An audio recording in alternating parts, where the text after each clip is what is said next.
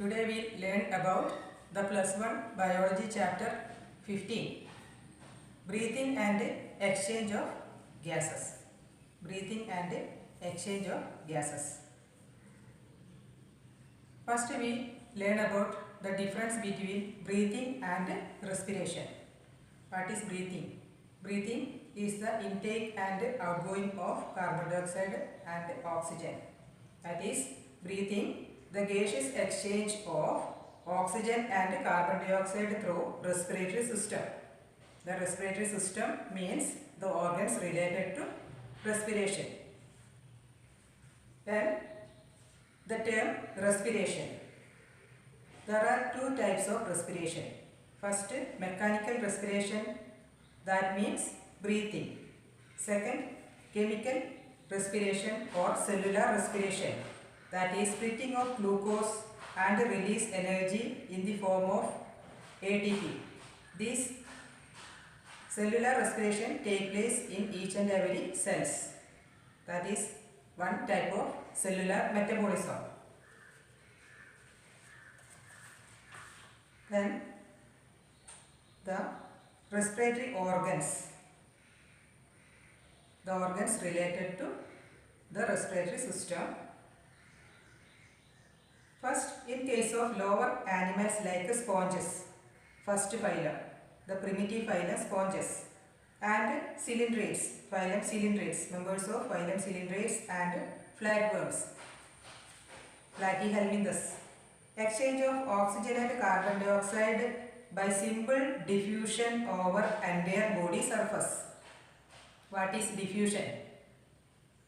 The transfer or movement of gases from its higher concentration to its lower concentration is known as diffusion.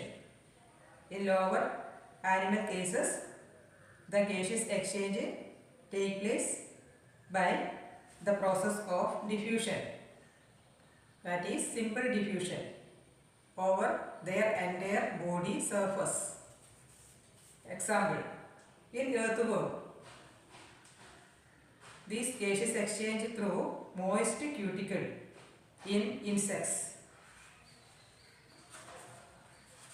we studied about the respiratory system of cockroach.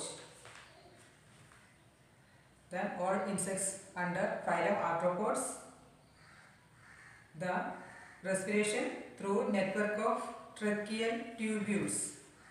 If we draw a just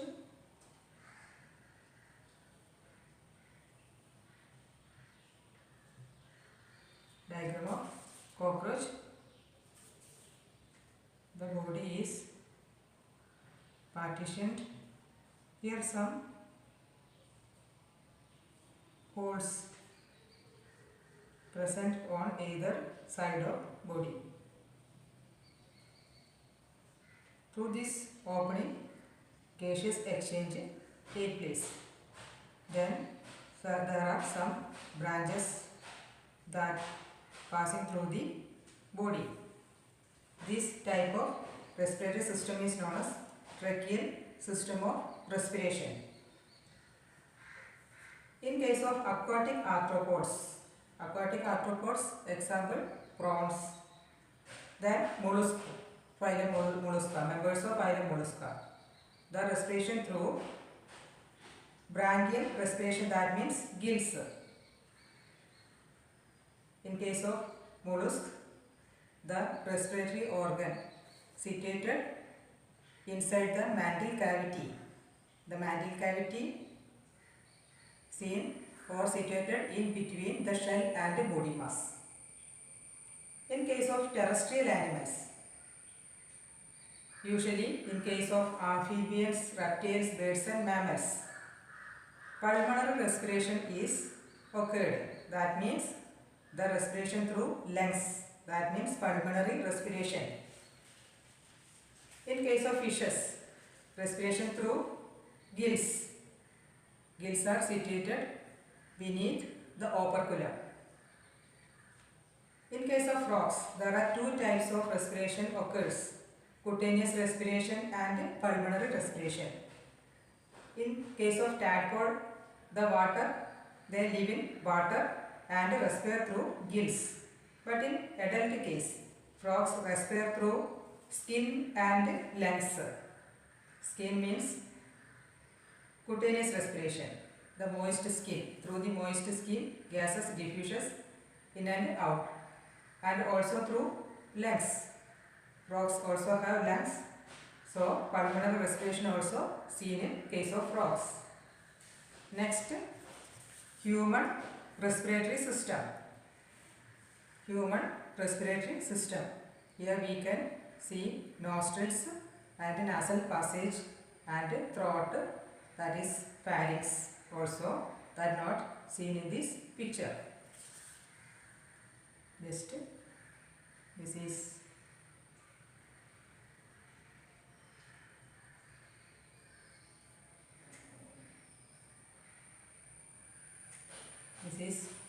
nasal passage, mouth,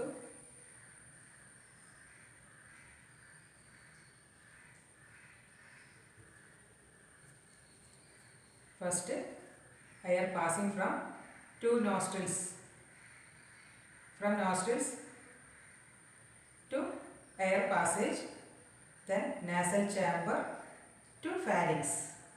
Pharynx is a common place for food and air. Here food and air passing commonly.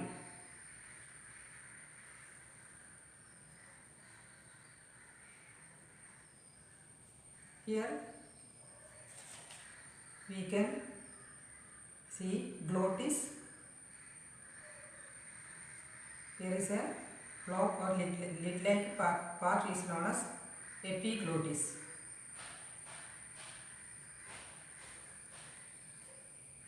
This epiglottis control the movement of food and air. When the air passes into the respiratory tract or respiratory system, trachea, the lid, that is the epiglottis, open. Then the food enter into esophagus, this epiglottis cover the opening. So that regulates the entry of food and air. So we can't respire when we swallow the food.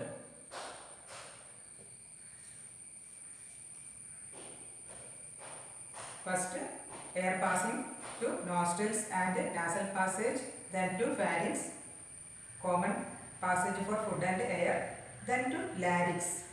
Here we can see the larynx, a cartilaginous sound box.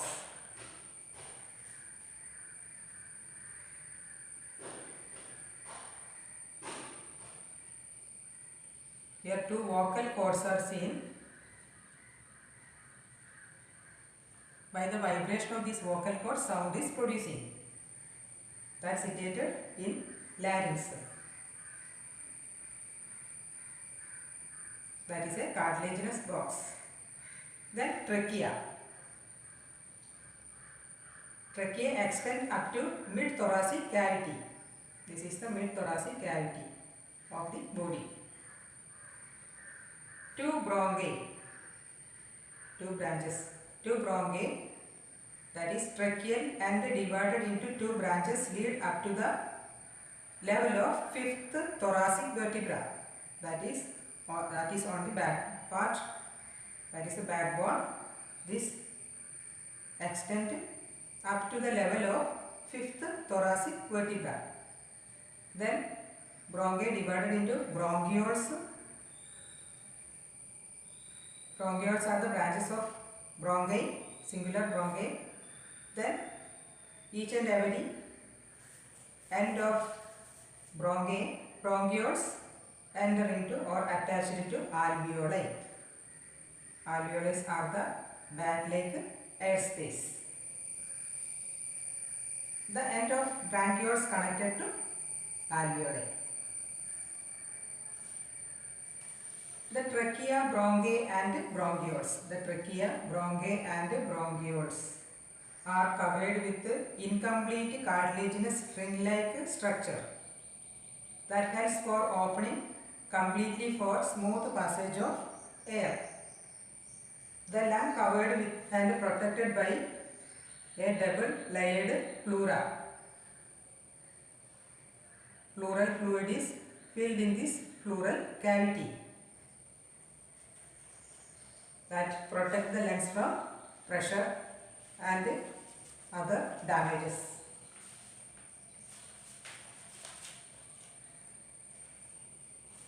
Then cilia. Cilia and mucous membrane seen throughout the respiratory tract. Cilia and mucous membrane seen throughout the respiratory tract. That seen in air passage helps for expels dust and other foreign materials. It also, that is the mucous membrane, helps for humidification. In presence of humidity, the gaseous exchange or diffusion only take place. In the presence of water vapor, the diffusion take place easily. Then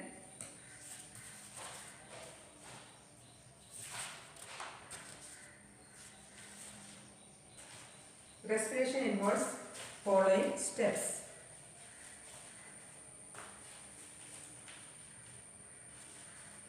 First, at atmospheric air drawn in and the carbon dioxide rich alveolar air release out, that is breathing or pulmonary ventilation. The atmospheric air drawn in and the carbon dioxide rich alveolar air release out, that is breathing or pulmonary ventilation. Second, diffusion of gases, that is carbon dioxide and oxygen across alveolar membrane. Alveolar membrane. This is the alveolar membrane. Transport of gases by the blood from alveolus to blood of the capillary. Diffusion of oxygen and carbon dioxide between blood and tissue. Diffusion of oxygen and carbon dioxide between blood and tissue. Utilization of oxygen by cells. Tissues are group of cells with a common function and origin. Group of cells means tissues. Common cell groups are known as tissues. Utilization of oxygen by the cells for catabolic reaction also. Utilization of oxygen by the cells for catabolic reaction. What is catabolic reaction? It is a destruction or splitting process. It is known as catabolism. Example, within the cells, the part of cellular metabolism, glucose split into carbon dioxide, water and ATP, that is the energy in the form of ATP, that is like a battery, and the releasing energy in this destructive or catalytic catabolic process, energy is stored in ATP molecules, ADP plus phosphorus given to ATP. Again, the respiration involves the following steps. Atmospheric air drawn in and carbon dioxide rich alveolar air release out, that is pulmonary ventilation of breathing. Second step, diffusion of gases, that is oxygen and carbon dioxide across alveolar membrane. Third, transport of gases to the blood through the capillary, artery and branches of artery and veins. Diffusion of oxygen and carbon dioxide between blood and tissue. Next step, utilization of oxygen by the cells for the catabolic reaction or destructive or splitting process, and result release of carbon dioxide. The protein that we consume also enter into cells, and here also splitting of protein and form the end product amino acids. That is also one example of catabolic reaction. What is anabolism?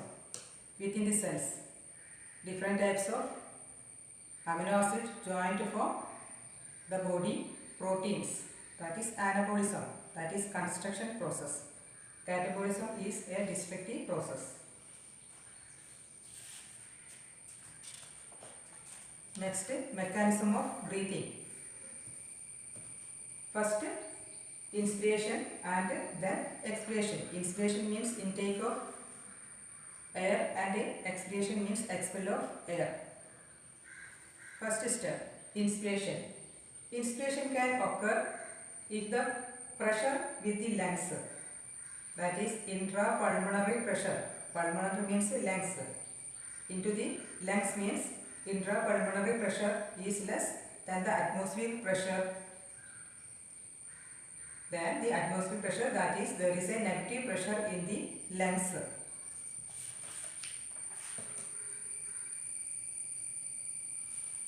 Then air is entered into the lungs. First stage. This is the symbolic representation of inhalation and next exhalation. In inhalation, inspiration can occur, that is the air is entering into the lungs. The condition, if the pressure within the lungs, air pressure within the lungs, that is intrapulmonary pressure is less than the atmospheric pressure compared to atmospheric pressure. That is, there is a negative pressure in lungs respect to outer atmospheric pressure. Inspiration is initiated by the contraction of diaphragm and intercostal muscles. Intercostal muscles means muscles in between the ribs, which increase the thoracic chamber. The volume of thoracic chamber increases when the diaphragm muscles and intercostal muscles in between the ribs become contracted. The chest area become increased.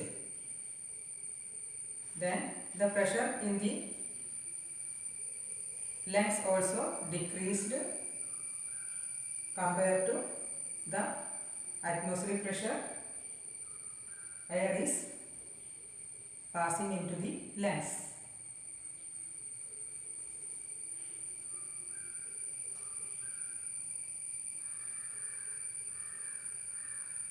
Next stage, expiration, that is the flowing out of air from lungs to the atmosphere. That is expiration. The particular character of muscles, in this case diaphragm and intercostal muscles, all muscles contract, then they can't sustain such stages. After some time, the muscles automatically relaxed. The relaxation of diaphragm and intercostal muscles return the diaphragm and sternum, that is the flat bone seen in front of the chest area, that is sternum.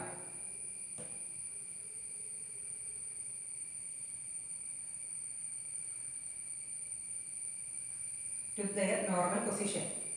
Relaxation of diaphragm and intercostal muscles return the diaphragm and sternum to normal position and reduce the thoracic volume and pulmonary volume. Thoracic volume is the thoracic area, that is chest area. The volume of chest area decreases and also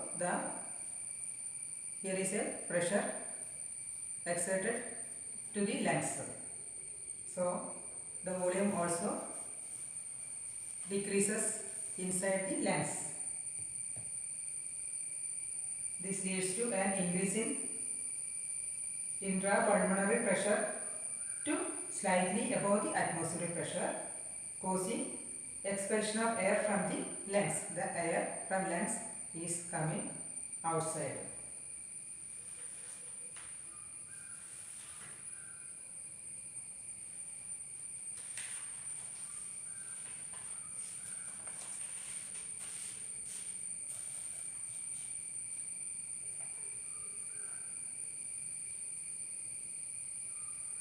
Here is a brief condensed note for your exam purpose. You can utilize this note for your exam.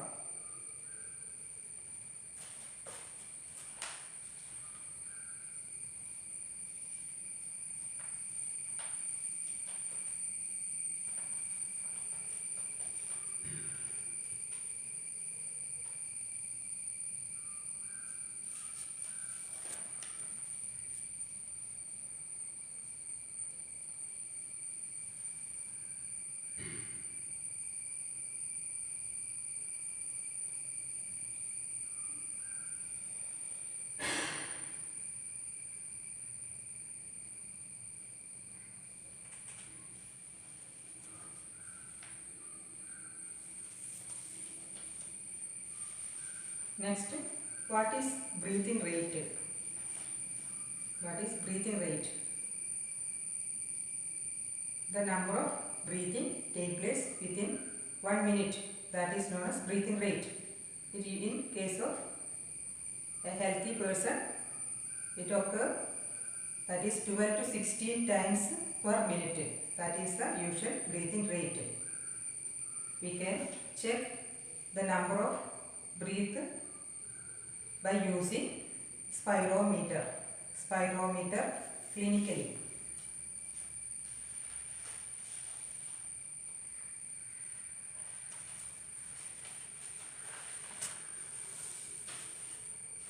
Next, the respiratory volume and capacities. The respiratory volumes and capacities. Here we should learn 9 terms related to the respiratory volume and capacities. First term, tidal volume, that is TV, tidal volume. Volume of air inspired or expired during a normal respiration. The volume of air inspired, that is intake, or expired outgoing during a normal respiration is known as tidal volume. It is approximately 500 ml, that is 600 to 800 ml air per minute. Second term, inspiratory reserve volume. Inspiratory reserve volume, that is IRV. Additional volume of air. A man can inspire by a forcible inspiration. Additional volume of air a man can inspire by a forcible inspiration, intake of air, that is known as inspiratory reserve volume. The average amount 2500 to 3000 ml. Next term, expiratory reserve volume, ERV. Additional volume of air, that not in case of normal. Additional volume of air a person can expire, releasing by a forcible expiration. The additional volume of air a person can expire, outgoing, by a forcible expiration. Forceful expiration, that is known as expiratory reserve volume. The average amount 1000 to 1100 ml. Next term, residual volume, RV. Volume of air remaining in the lungs even after forcible expiration. If one person forcibly expire such amount of air from lungs, then some air sustained within the lungs. We can't expire whole amount of air. So, the volume of air remaining in the lungs even after a forcible expiration is known as residual volume of air. The average 1100 to 1200 ml.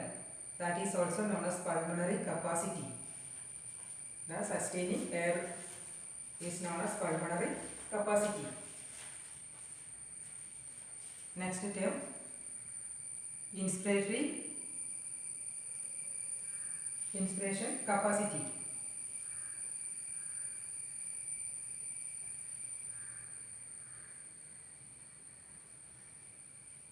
IC. Total volume of air a person can inspire after a normal expiration.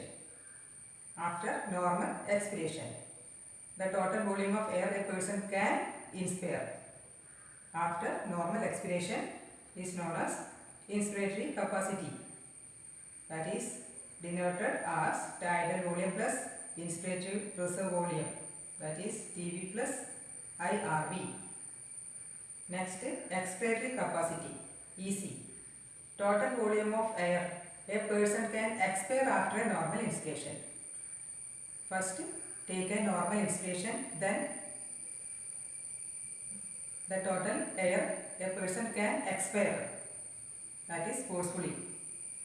Total volume of air a person can expire after normal inspiration, known as expiratory capacity. Next, functional residual capacity.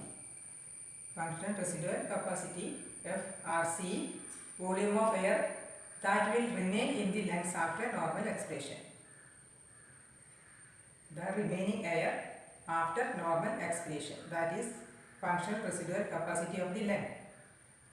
Next, vital capacity. We can assure the health of a person by checking the vital capacity. The maximum volume of air, a person can breathe in after a forced expiration. The maximum volume of air a person can breathe in after a forced or forcible expiration is known as vital capacity. That is, maximum volume of air a person can breathe out after a forcible respiration. It indicates the health of a person. The vital capacity indicates the health of a person. Next, total lung capacity.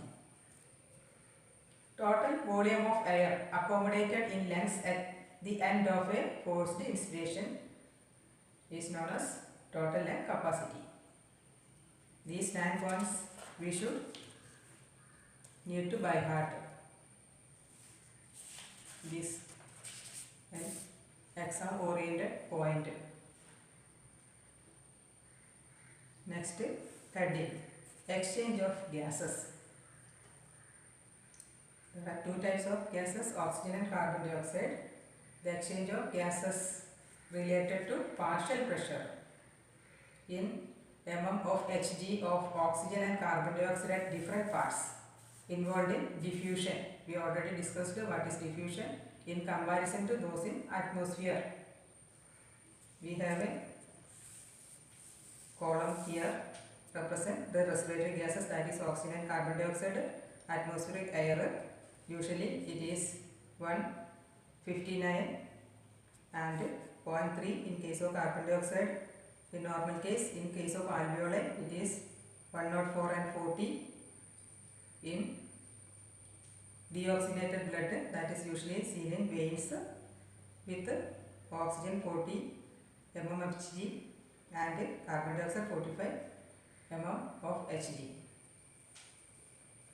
In case of arteries, that is carrying oxygenated blood, in arteries it is 95 and the case of carbon dioxide in arteries 40 mm of Hg. In tissues it is also 40 to 45.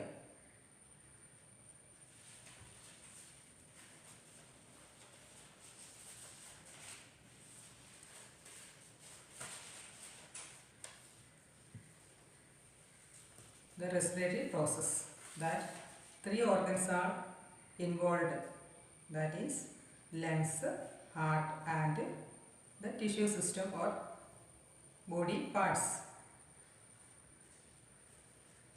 Here the air enter into lungs through inspiration. The air into lungs through respiration, that is inspiration, intake of air. Here the alveolar air partial pressure of oxygen is 104 mm of Hg and partial pressure of carbon dioxide 40 mm of Hg. This oxygenated blood from the lungs enter into pulmonary vein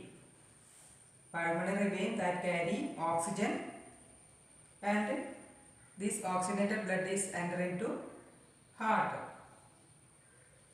Here we note the importance of the term pulmonary. Usually oxygenated blood are passing through artery and deoxygenated blood passing through the veins. But in case of pulmonary, the term pulmonary, the oxygenated blood is passing through pulmonary vein, not artery. Pulmonary vein and deoxygenated blood passing through the pulmonary artery. That is different from other cases.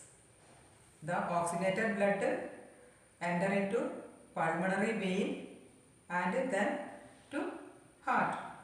From the heart, the oxygenated blood enter into cystic or systemic arteries that carry oxygenated blood, and this oxygenated blood is enter into tissues, the cells.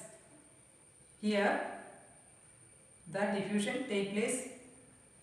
Here is a condition where partial pressure of oxygen is 95 mm of Hg and partial pressure of carbon dioxide should maintain 40 mm of Hg.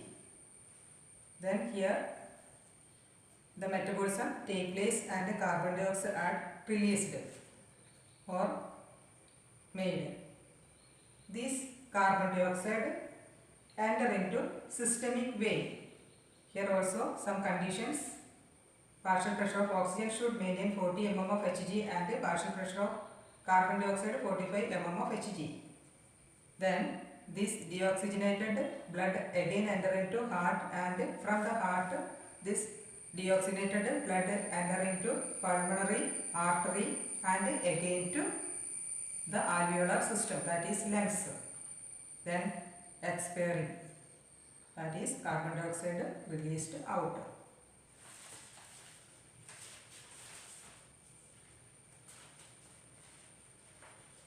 Here alveoli, that is the air sacs, are the pulmonary site of exchange of gases. Also occur between blood and tissue. Here one gaseous exchange took place. Here also one gaseous exchange took place. Oxygen and carbon dioxide are exchanged in these sites, in these two sites, by simple diffusion, mainly based on pressure or concentration gradient, that is diffusion. Then solubility of gases also one important aspect, and thickness of the membrane. The pulmonary membrane also influence there are three important factors that affect the rate of diffusion. That is, first point, diffusion mainly based on pressure or concentration gradient. Second, solubility of gases. And also third point, thickness of the membrane, that is the alveolar membrane and also the capillary membrane. The thickness of the membranes. What is partial pressure? Partial pressure means pressure contributed by an individual gas. Individual gas means oxygen or carbon dioxide in a maximum or mixture of gases is called partial pressure.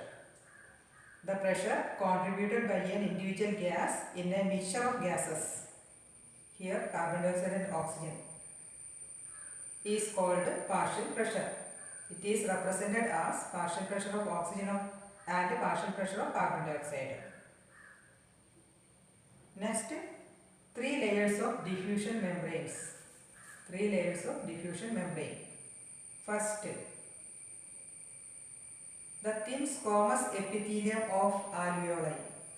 This is the thin layer of squamous type of epithelium that bound alveolus or air sac.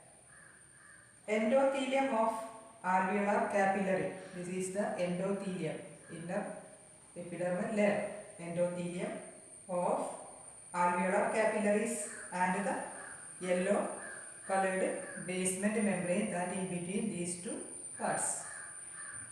These three layers are important in case of diffusion of gases.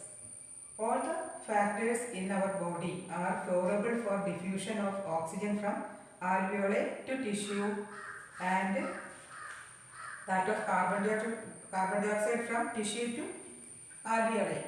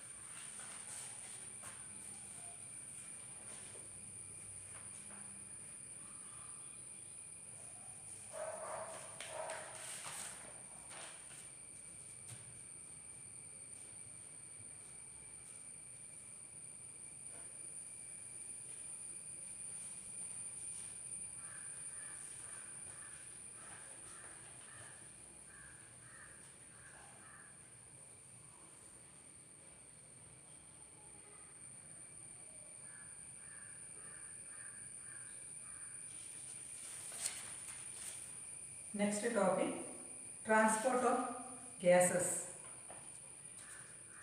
Transport of gases. About 97% of oxygen transported by RBC. Here we can see the red blood cells RBC. About 97% of total carrying of oxygen transported by RBC in blood, and only 3% of oxygen transport through blood plasma, that is in dissolved form. 97% of oxygen transported through RBC in blood and only 3% of blood plasma, that is in a dissolved form. Then in case of carbon dioxide, nearly 20 to 25% of carbon dioxide transported by RBC, that is lesser in compared to oxygen carrying, and 70% of carbon dioxide carried by as in state of bicarbonates. 70% carried as bicarbonates. Only 7% of carbon dioxide is carried in dissolved state through plasma. 20 to 25 through RBC, 70% as in stage of bicarbonate form, and 7% of carbon dioxide carried in dissolved state through plasma. First we learn about transport of oxygen. Here we can also see a sigmoid curve that related to transport of oxygen. The hemoglobin Hb in RBC. We know what is hemoglobin, the red pigment that seen in red blood corpuscles. It is a mixture of iron molecules, protein and folic acid. Hemoglobin in RBC plus oxygen, that form oxyhemoglobin, that took place in alveolar part, but this process is reversible. Each hemoglobin molecule carry 4 oxygen molecules. The carrying capacity of hemoglobin, one hemoglobin molecule can carry up to 4 oxygen molecules. The transport of oxygen, that is the formation of hemoglobin plus oxygen to oxyhemoglobin, is a reversible process.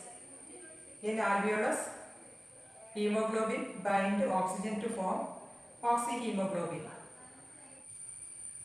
The Hb, hemoglobin, fuse with 4 oxygen molecule to form one oxyhemoglobin molecule.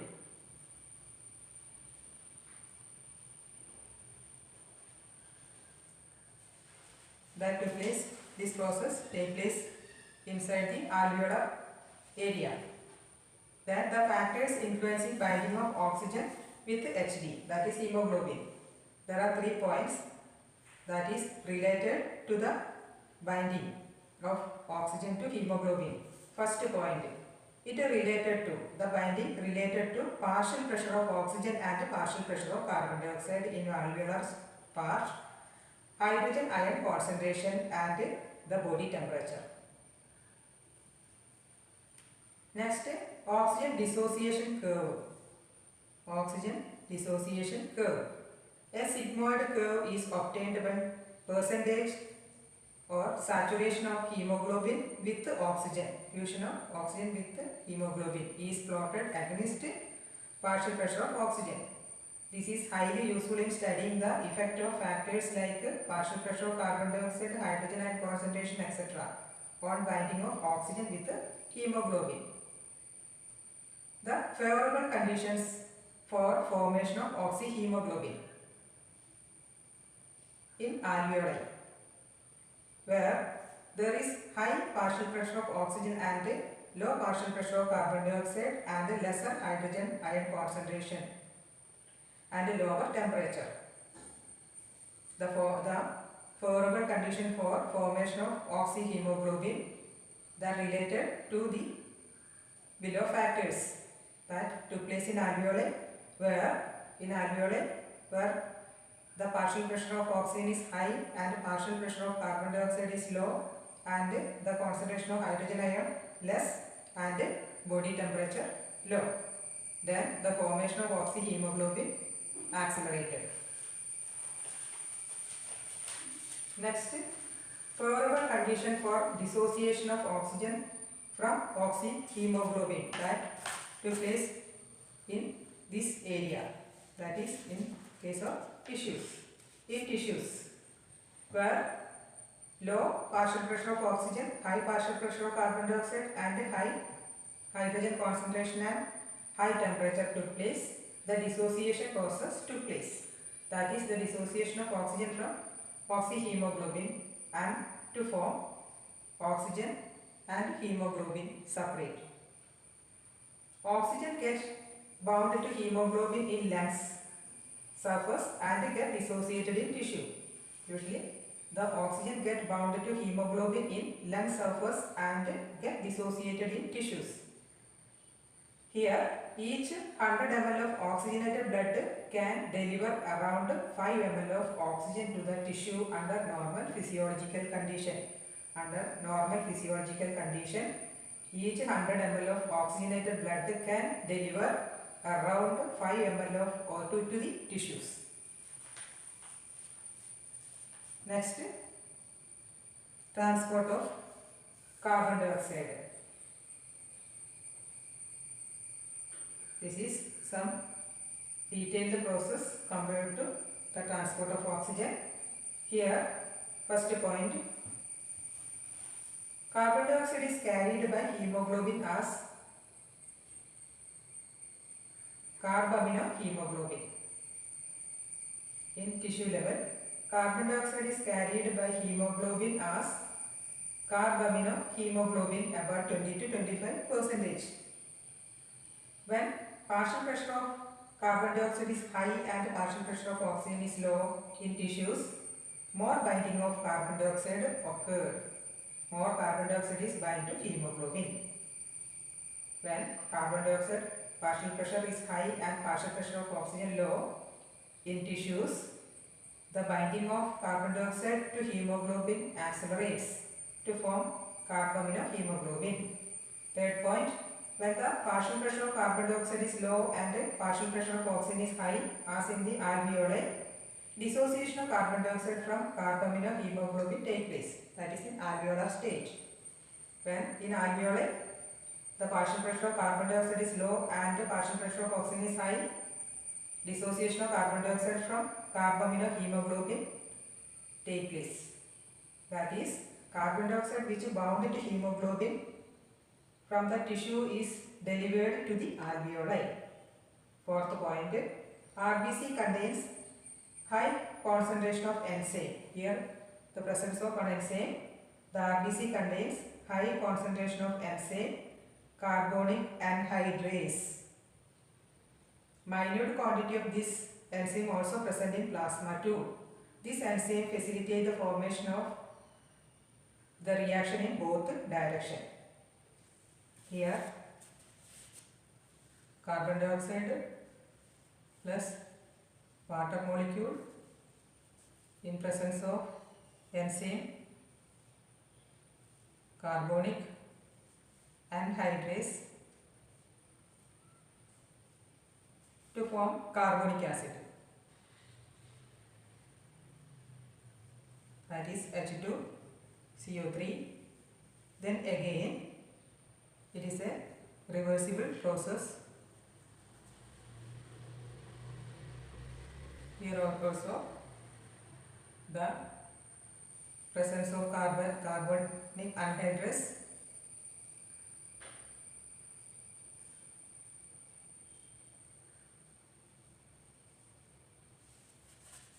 is a reversible process. Then bicarbonate plus H ions are formed.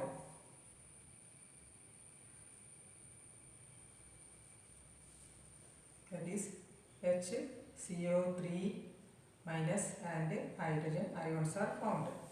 This is a reversible process in presence of an enzyme carbonic anhydrase. First, carbon dioxide water fused to form carbonic acid in presence of enzyme carbonic anhydrase, and again the dissociation process took place in presence of carbonic anhydrase, that is to form bicarbonates and hydrogen molecule. Here at a tissue site, where partial pressure of carbon dioxide is high due to catabolism, that is destruction process, that is the destructive metabolic process, carbon dioxide diffuses into blood, that is to RBC and also in plasma, and form bicarbonate and hydrogen ion. In tissue level, in tissue site where partial pressure of carbon dioxide is high due to the metabolic activities, destruction process, catabolism, CO2 diffuses into blood to RBC and also in little to plasma and form bicarbonate HCO3 minus and hydrogen ions. At an alveolar site where partial pressure of carbon dioxide is low, the reaction proceeds in opposite direction, leading to the formation of carbon dioxide and water. It is a reversible reaction. First tissue level and second in alveolar level. Thus carbon dioxide trapped as bicarbonate at a tissue level and transported to alveoli is released out as carbon dioxide. The carbon dioxide trapped as bicarbonate at a tissue level and transported to alveoli is released out of carbon dioxide. Here, every 100 ml of deoxygenated blood, that is carbon dioxide carrying blood, delivers approximately 4 ml of carbon dioxide to the alveoli.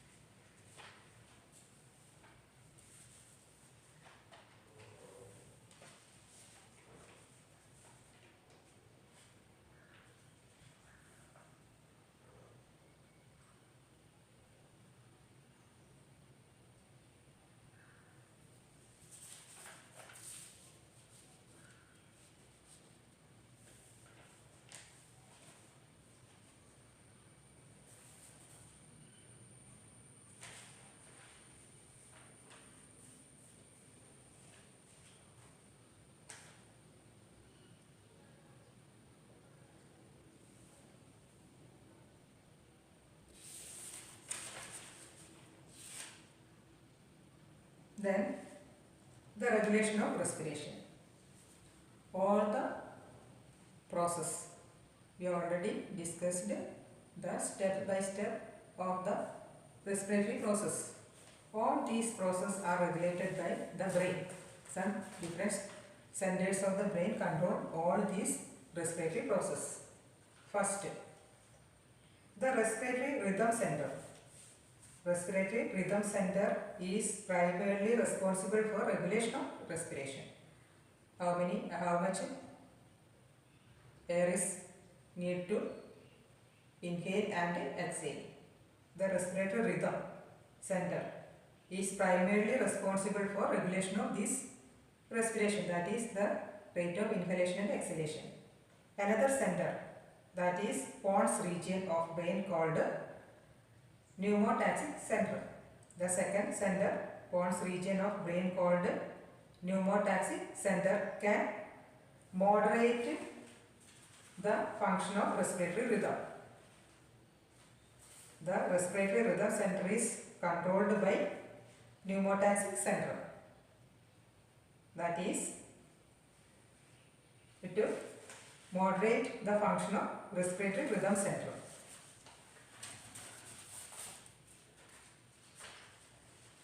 The neural signals from this center, the rhythm center, the neural signal from this center can reduce the duration of inspiration and thereby alter the respiratory rate. That means the first center is controlled by the rhythm center. Third point, the chemosensitive area. Third area, a chemosensitive area is situated adjacent to the rhythm center. A chemosensitive area, that is the third area, is situated adjacent to the rhythm center, which is highly sensible to carbon dioxide and hydrogen ions. The rhythm center is highly sensitive to CO2 and H plus ion. Increasing these substances, carbon dioxide and hydrogen, can activate the chemosensitive area, which in turn can signal the rhythm center to make necessary adjustment in the respiratory process. These substances can be eliminated. The need of these substances can be eliminated as in the gain exhalation some amount of water molecules and carbon dioxide also expelled, the H plus ion that form water. Increasing these substances, that is carbon dioxide and hydrogen ion, can activate the chemosensitive area, which in return can signal the rhythm center. The signal is passing to rhythm center to make necessary adjustments in respiration process and help for the elimination of water molecules and carbon dioxide.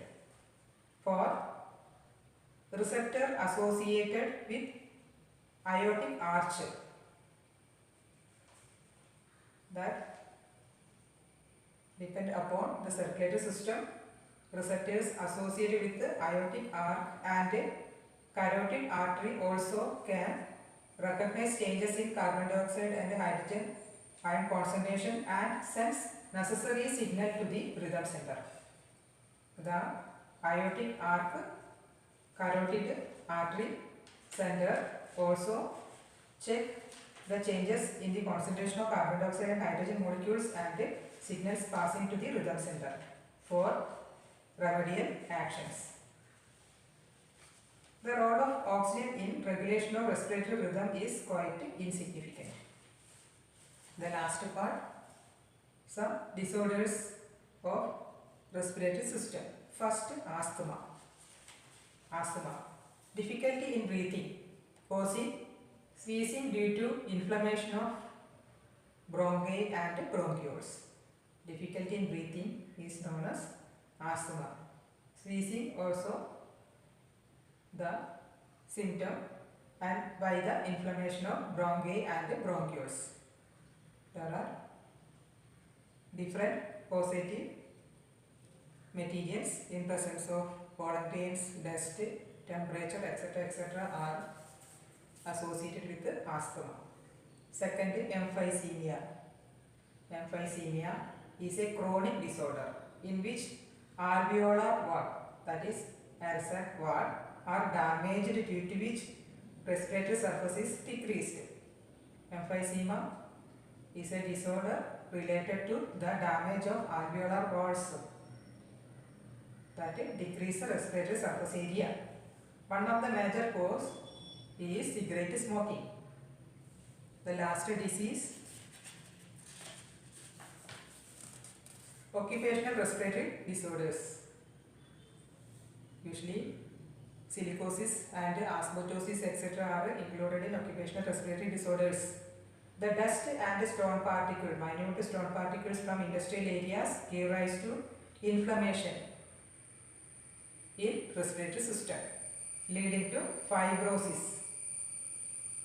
The deposition of industrial wastes lead to the formation of fibrosis in lungs or alveolar regions. What is fibrosis? For proliferation of fibrous tissues. Proliferation of fibrous tissue is known as fibrosis.